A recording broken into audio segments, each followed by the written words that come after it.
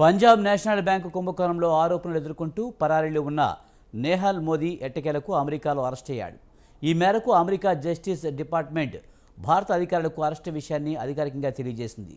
కేసులో కీలక ఆరోపణలు ఎదుర్కొంటున్న నేహాల్ మోదీని అరెస్టు చేయాలంటూ ఇప్పటికే కేంద్ర దర్యాప్తు సంస్థ ఎన్ఫోర్స్మెంట్ డైరెక్టరేట్ అమెరికా ప్రభుత్వానికి ఎక్స్ ట్రెడిషన్ కింద అభ్యర్థనలు పంపింది.